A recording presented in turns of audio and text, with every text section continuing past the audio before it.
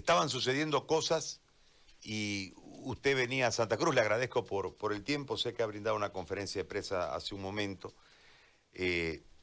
Han sucedido cosas, ¿no? La política mueve el tablero y en ese marco yo me he permitido ver algunos indicadores, ¿no? Primero lo de Mori y la reunión, que creo que es ahí donde se termina definiendo que podían entrar en un riesgo casi total todos los socios de esa agrupación denominada Juntos. Por otro lado, la avenida suya a Santa Cruz. Por otro lado, la no presencia de Murillo entre los que salieron en la conferencia de prensa. Y un elemento más, que yo tengo mucha susceptibilidad en relación a las encuestas, pero sin ninguna duda marcan un cuadro que merece siempre un análisis.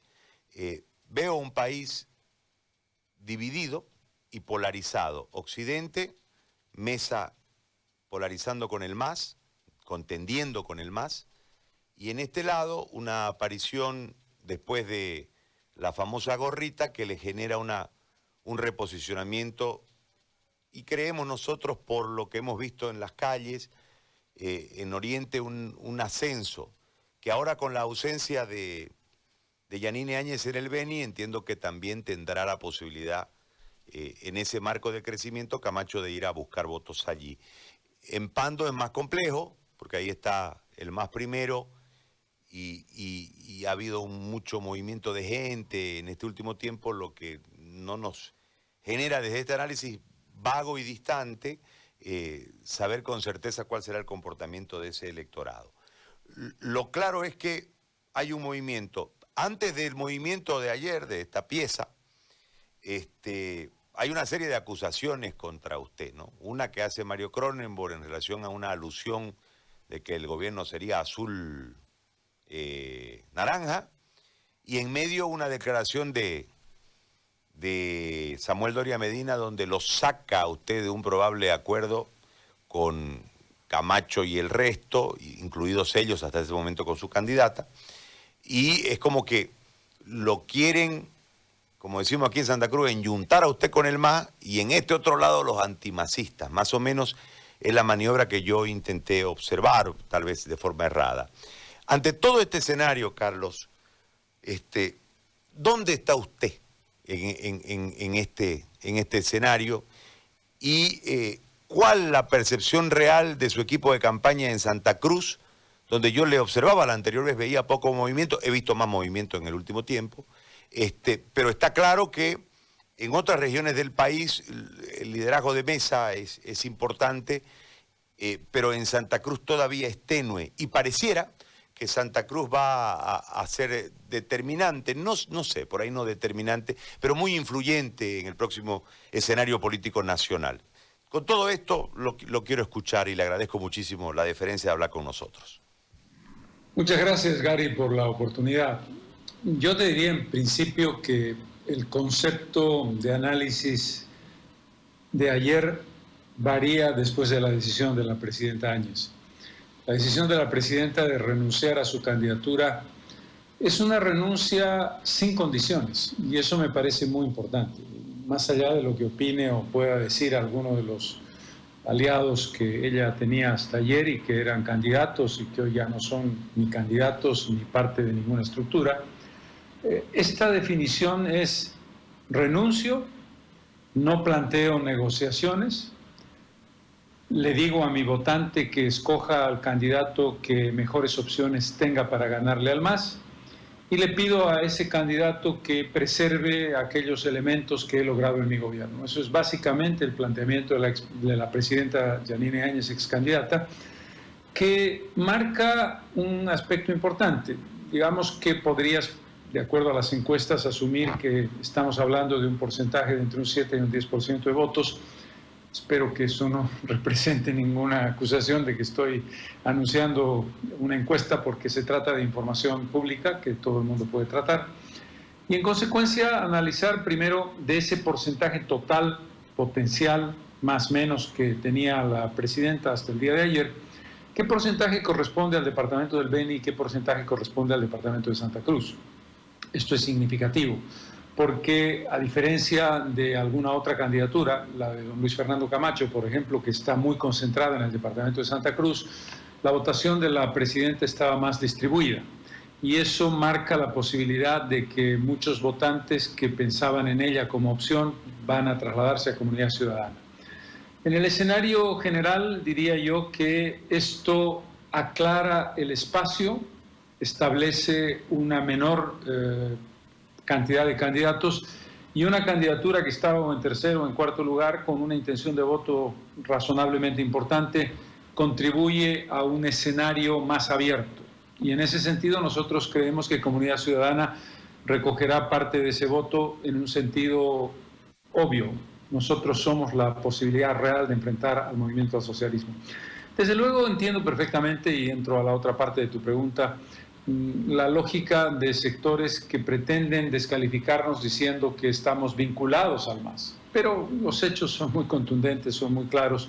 Nosotros derrotamos al MAS en la elección del 2019, fuimos sometidos a presiones de todo tipo, a acusaciones incluso con la posibilidad de un juicio de responsabilidades en el Congreso. Y yo soy el único candidato, Gary, esto es muy importante subrayarlo, el único candidato que en vez de ir por el camino deleznable de si el señor Arce comenta encuestas o no comenta encuestas, ha ido al corazón del tema y ha acusado a Evo Morales de ser el autor intelectual del fraude en dos sentidos, en el sentido penal y en el sentido civil.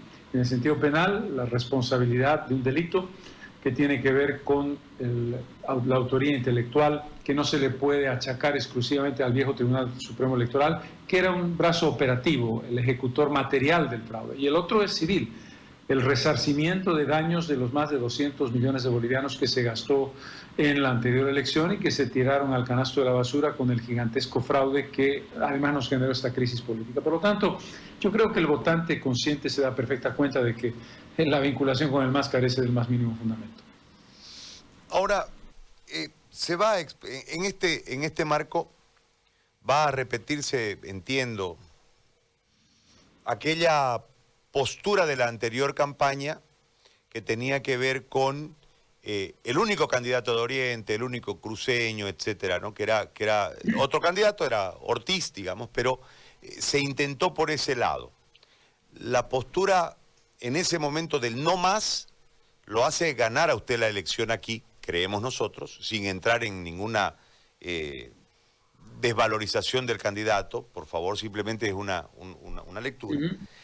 Y hoy ese escenario es diferente, porque creo yo que el cabildo aquel donde se induce al voto desde el discurso, en ese momento Camacho, ¿no? Pero del presidente del comité cívico con 2 millones de personas alrededor, le genera a usted el aval total, digamos, para ponerlo así, de que usted era el contendor y que había que ir con usted para sacarlo al tirano por las urnas. Después vino el fraude y no se pudo y tuvieron que venir los 21 días.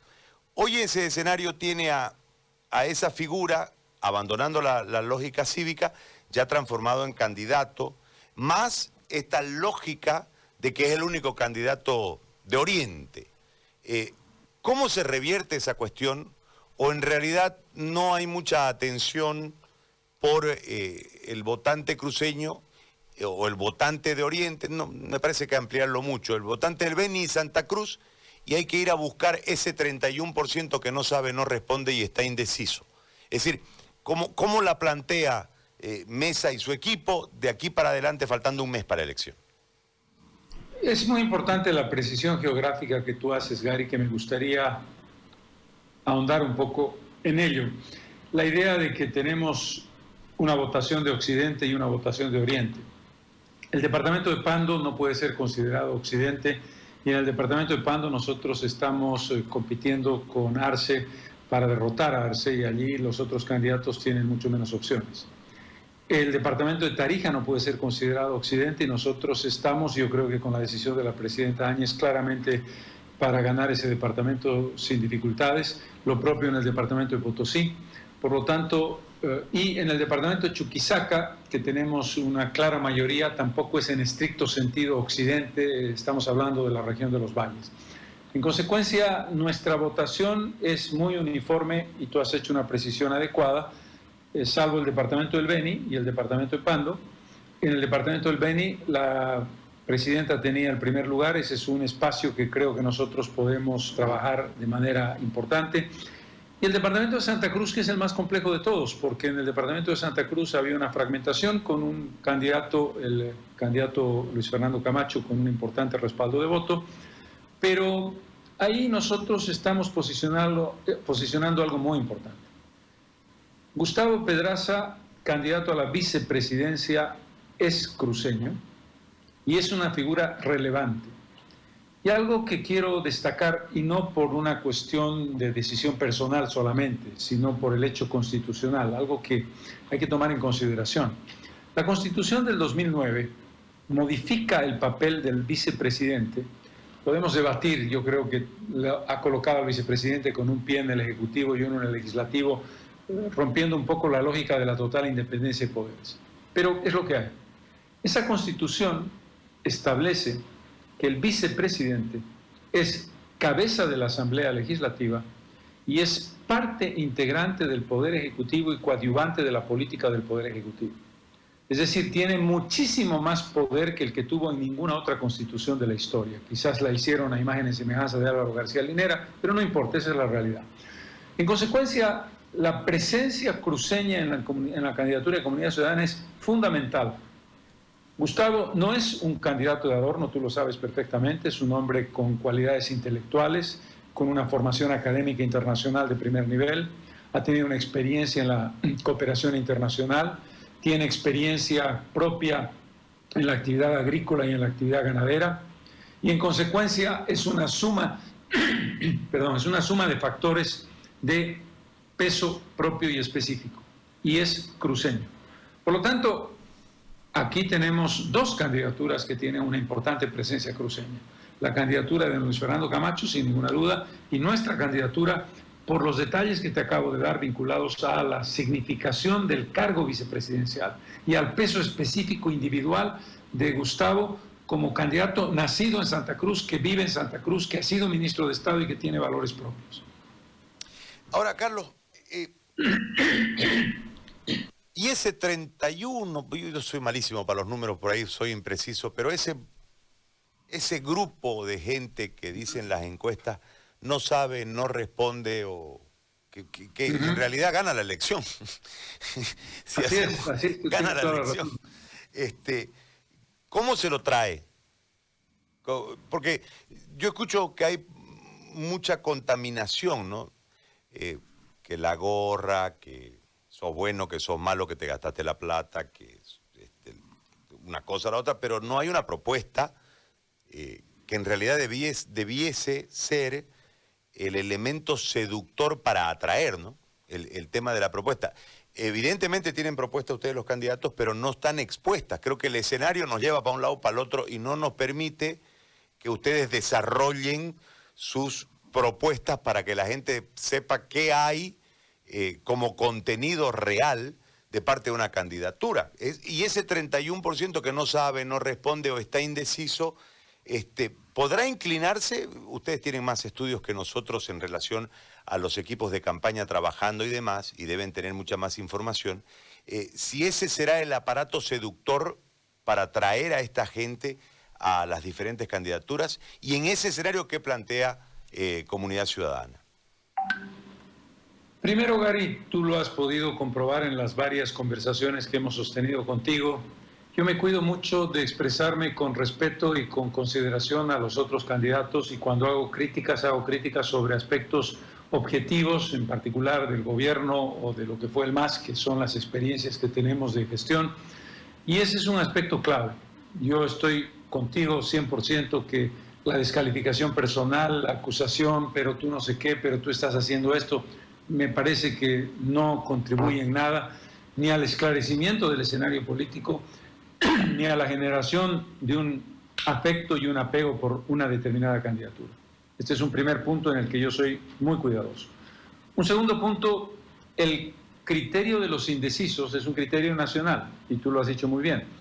Finalmente, los indecisos, a veces ocurre que una parte de los indecisos decide el momento en que entra a la urna, a la sala donde está la mesa de votación, abre la papeleta y es en ese instante y no antes que define por quién va a votar. En consecuencia, coincido en que este es el momento de la propuesta. Ese es el momento en el que nosotros tenemos que mostrarle al ciudadano que tenemos una propuesta y que somos capaces de llevarla adelante y que tenemos la experiencia y la condición de Estado para hacerlo. Para nosotros, como comunidad ciudadana, la tarea de estos 30 escasos días que quedan, a través de la propaganda política, que ahora ya es legítima, que ya se puede poner en los medios de comunicación, y a través de la difusión, en conversaciones, redes sociales, nuestra página web. Acabamos de terminar la modificación del programa, vamos a tener el gusto de enviarte un ejemplar, pero lo puedes encontrar, el nuevo programa, el programa modificado post pandemia, en la página de Facebook de Comunidad Ciudadana. Nosotros creemos que Bolivia tiene que enfrentar 3 crisis: la crisis económica, la crisis de salud y la crisis de corrupción. Y tenemos respuestas para cada una de ellas. En tu programa hemos tenido conversaciones muy en profundidad sobre inyección económica, orientación de dinero para el desempleo, estructura de reformulación del sistema de salud, gobierno abierto, fin de contratos directos en cuanto hace a la administración del Estado, y con mucho gusto, cualquier momento, ahora mismo si tú quieres, podemos ir desmenuzando los temas fundamentales del programa. Pero coincido, es propuesta y una propuesta creíble, no demagógica, con capacidad de gestión de Estado, la que va a construir el ir hacia la decisión de los candidatos, digo, de los votantes indecisos. Le voy a hacer una consulta. Desde el clima, el escenario en el que se han desarrollado lamentablemente los ataques políticos, una guerra sucia que habrá que señalarlo, puntualizarlo y creo que remarcarlo. Usted no ha entrado. Ha sido víctima, sin embargo, le han, como decimos aquí, le han tirado de todos los lados, ¿no? Y también en ese marco, el tema de las canas, los años, también ha sido un escenario de debate. Pero yo miraba, no sé si debate, pero sí de ataque. Yo miraba las listas y ustedes tienen candidatos muy, muy jóvenes en las listas de Santa Cruz. Esta es la compensación. ¿Cuál es el espíritu? Es decir, dice que mi abuelo decía, si los viejos pudieran y los jóvenes supieran, todo sería más fácil. En ese marco, y no le estoy diciendo viejo, por favor, le pido disculpas, en ese marco es como buscar una amalgama para generar, o es una política de esa transición natural que debe haber de generación en generación para el nuevo mando del país una vez concluya este proceso. Como decía un candidato a la presidencia de los Estados Unidos hace 30 o 40 años, no voy a ser injusto y no voy a aprovecharme de la gran ventaja que tengo de la experiencia de haber gobernado y de la experiencia que me dan los años para descalificar a candidatos sin experiencia y más jóvenes. Esta era un poco la respuesta. No quiero, por supuesto, estoy haciendo un juego de palabras a propósito de lo que representa, dependiendo cómo mires la perspectiva de una candidatura. Y una candidatura en la que tú tienes que tener un vigor físico y un vigor intelectual que está planeando sobre tu vida y tú la ves y tú puedes apreciar si el candidato tiene energía desde el punto de vista mental y energía desde el punto de vista físico, independientemente de sus años. Pero creo que no es un tema de detalle. Si hemos tenido un estadista como Víctor Paz Estenssoro, que llegó a la presidencia a los 77 años y salvó al país de una gravísima crisis, no veo razón, casi yo soy un jovencito en esa comparación. Creo que lo importante es lo que tú acabas de decir. El criterio de la renovación pasa por 2 puntos: la renovación de ideas y de propuestas y la renovación generacional y de género, que es también muy importante en las candidaturas.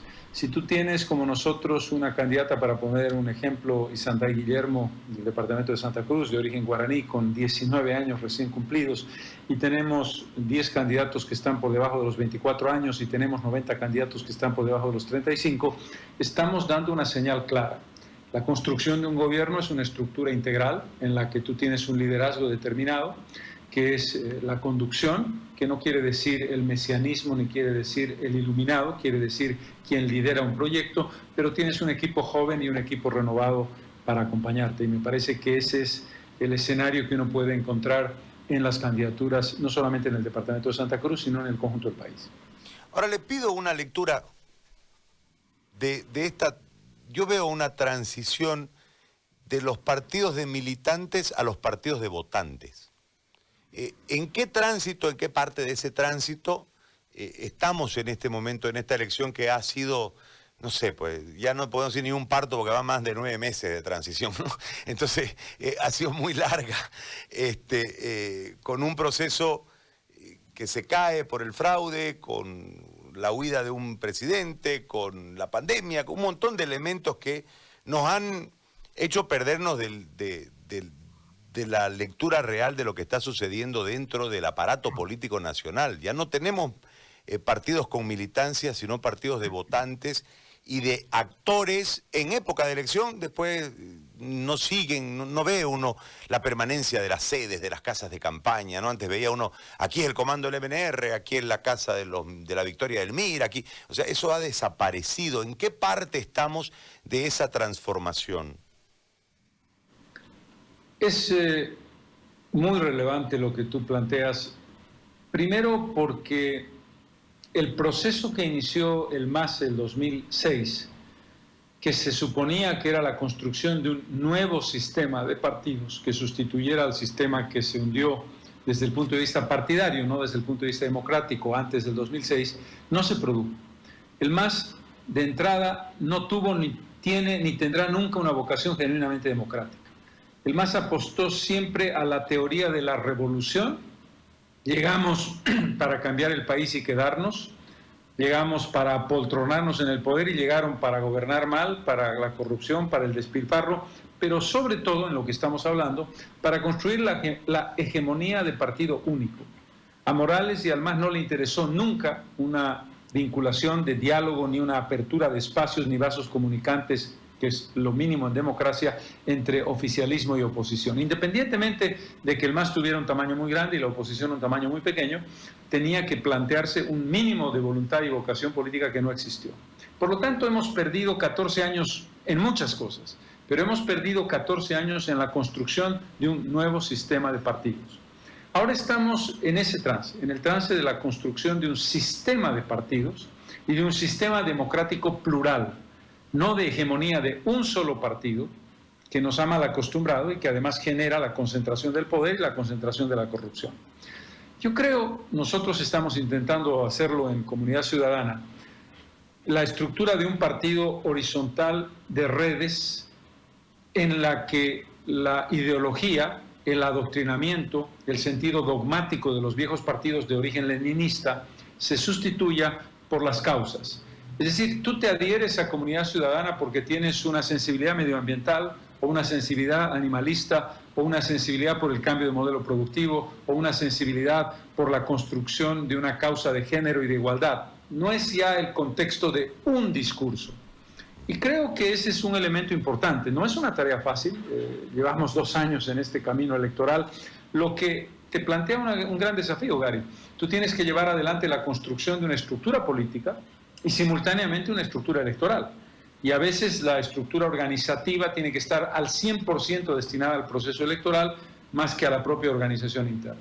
Y supongo yo, en este momento, si tú analizas lo que pueda ser el resultado final de la elección, básicamente da la impresión de que podemos ser 2 fuerzas muy importantes, lamentablemente el MAS, a quien vamos a derrotar de todas maneras electoralmente, y probablemente una tercera fuerza significativa. La lógica es la construcción de un sistema plural, democrático, con vasos comunicantes entre oficialismo y oposición. En ese contexto futuro, en esa construcción futura, todo pareciese indicar de que va a haber una segunda vuelta. Hay un elemento ahí desde una encuesta que marcaría el riesgo de que el MAS gane en primera vuelta. A mí me parece muy improbable porque creo que sin Morales y sin poder se le ha desgranado un pedazo de ese voto no militante, pero sí aplaudidor del poder o evista, ¿no? Y necesariamente vamos a tener que buscar una democracia pactada y vamos a tener que, entre todos, propugnar que al próximo gobierno le vaya bien para que nos saque de este fango en el que lamentablemente estamos. En ese marco, usted, aparentemente por las encuestas, va a ser uno de los protagonistas determinantes y en torno a usted tendrá que generarse, un criterio particular desde la lectura simplemente de las encuestas actuales, usted podrá ir a segunda vuelta y seguramente ser gobierno. Pero ahí hay que buscar, con tanta guerra sucia, cómo se saca la guerra sucia y se logran las afinidades para todo eso. Santa Cruz es determinante desde ese factor y desde ahí le enfoco la pregunta. ¿Cuánto de afinidad ideológica, política o económica o cuánto de afinidad programática tiene con esta parte del país Carlos Mesa, más allá de la figura no menos importante que usted explicaba hace un momento de Gustavito Pedraza, que es su candidato a vicepresidente? Pero ¿cuánto para poder imaginarnos por ahí la posibilidad de que usted pueda acordar, entre comillas, en caso de llegar a la segunda vuelta y poder ser gobierno? Dos cosas sobre la pregunta, Gary. La primera, que me parece extraordinariamente importante. La construcción del voto, la posibilidad de ganar la elección, que nosotros tenemos objetivamente, tiene que construir un doble efecto. No solamente el triunfo electoral en seco, digamos, primera vuelta, o si hay segunda vuelta, la posibilidad muy grande de que en la segunda vuelta puedas ganar con comodidad, sino un voto que te dé poder real. ¿Qué significa eso? Un voto que no solamente sea por el presidente y el vicepresidente, sino que sea por diputadas, diputados, senadoras y senadores de comunidad ciudadana. Porque el triunfo con una bancada pequeña o no significativa es un triunfo precario. Nosotros queremos construir la idea de que el voto por la unidad del país es un voto que incorpora el paquete completo. El proyecto integral de comunidad ciudadana no lo llevará a cabo solamente el presidente y el vicepresidente, sino senadoras, senadores, diputadas y diputados. La Asamblea Legislativa es fundamental. Este es un primer elemento. No vamos a trabajar solamente para decir, votaré por razones prácticas por Carlos Mesa, pero no me importa lo que pase en la Cámara de Diputados o Senadores. Nos debe importar. Tenemos que entender que esto es un proceso integral. De todas maneras, eso implica la posibilidad de que aún así no pudiéramos conseguir la mayoría absoluta, sí una mayoría relativa, pero no una mayoría absoluta que nos permita el control de las dos cámaras, que es crucial para poder ejecutar tu programa de gobierno. Y en esto voy a la segunda parte de la pregunta. La primera premisa básica, Gary, tiene que ver con el peso específico, objetivo, tangible de lo que representa el departamento de Santa Cruz desde el punto de vista de producción, desde el punto de vista de servicios, desde el punto de vista de comercio, desde el punto de vista de exportación. Es decir, tú no puedes prescindir de lo que representa Santa Cruz, lo que representa el desarrollo agroindustrial, el desarrollo industrial y productivo, porque no solamente una de las lógicas que es muy importante entender, es que Santa Cruz tiene un importante nicho en términos de producción agroindustrial, pero no es el único factor de su poder en el Producto Interno Bruto de Bolivia. El comercio, los servicios, la producción industrial no agroindustrial es muy importante, de bienes de otra naturaleza, y eso marca una necesidad básica. No se puede concebir un gobierno de Bolivia sin tener un nexo de conexión, de impulso a la inversión, a la iniciativa privada, al análisis de la biotecnología, a los elementos que están referidos a las potencialidades que han sido desechadas de impulso a la inversión privada local. Y cuando digo local y digo boliviana, una parte muy significativa de esa inversión privada es cruceña. En consecuencia, no hay forma de construir un proyecto que no tome en consideración esos elementos que tenemos que impulsar. Hemos estado a lo largo de estos meses de pandemia y de lo que se llama cuarentena, con contactos permanentes y discusiones permanentes con sectores empresariales muy importantes de Santa Cruz en todos los ámbitos y también con sectores gremiales y con sectores productivos. Le hago la última pregunta referida a una cuestión que tiene que ver con lo que en este momento se está discutiendo y que tiene que ver con alguna propuesta relacionada al camino rumbo a la nueva administración federal. En el proceso está la profundización de las autonomías, el nuevo pacto fiscal.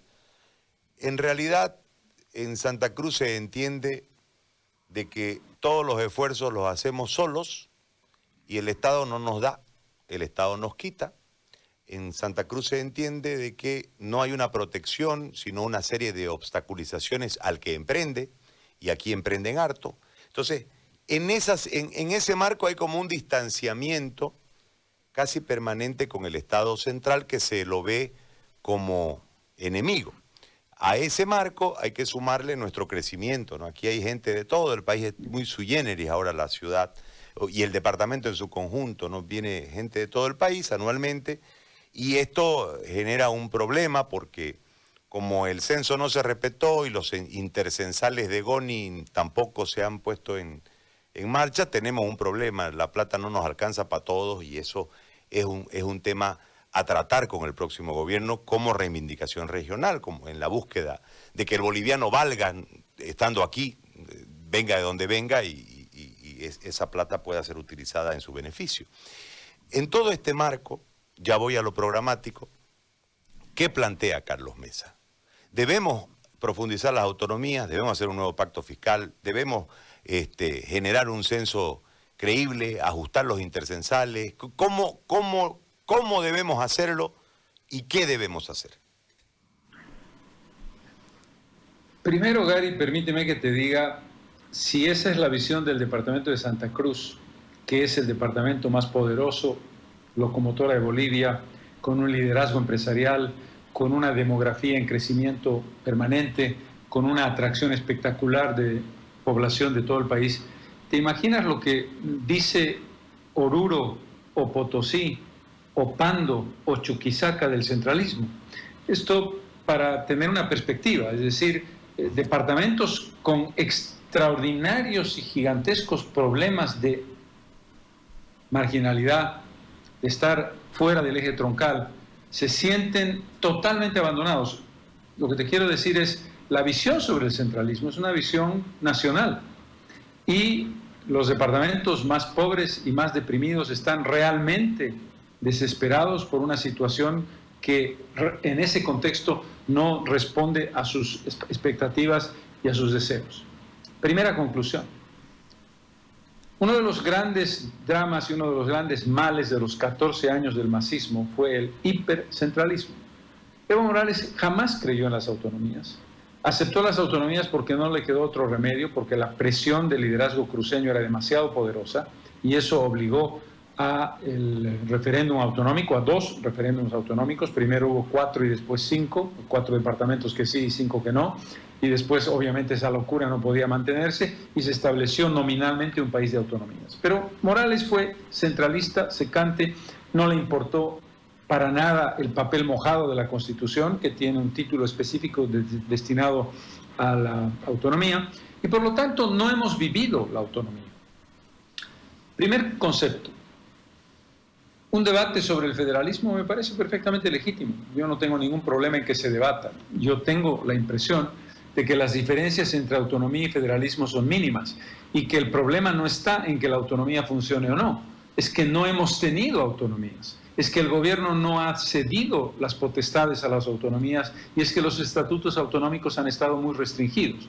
Por lo tanto, creo que debemos aplicar lo que es conceptualmente la autonomía y hacerla realidad. Nuestra apuesta por la autonomía es una apuesta definitiva. Este es un país de autonomías que tiene que ponerse en práctica y que tiene que hacerse efectivo, que tiene que aplicarse la autonomía. Eso significa un pacto fiscal. Y eso significa algo más que un pacto fiscal, o dentro del pacto fiscal una reforma tributaria que permita la descentralización de los impuestos nacionales, en el concepto de impuestos importantes, por ponerte un ejemplo como el IT, por darte un dato específico. Resumiendo, ¿quiere el país abrir un debate entre federalismo y autonomías? Ningún problema, que haya un debate. Lo que sí tiene que hacerse es un debate con ideas y con planteamientos que demuestren que una opción es mejor que la otra. Mi criterio personal. Probemos que la autonomía funciona, démosle los elementos para que funcione realmente y analicemos si es un buen sistema o mejor es el federalismo. Yo sería partidario de probarlo.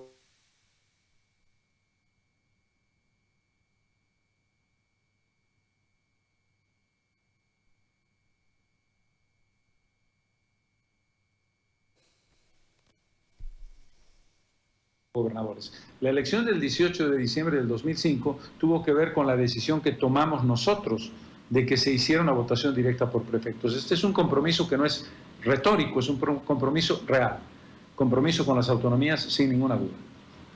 Carlos, le quiero agradecer muchísimo por este tiempo que nos ha dispensado para poder conversar.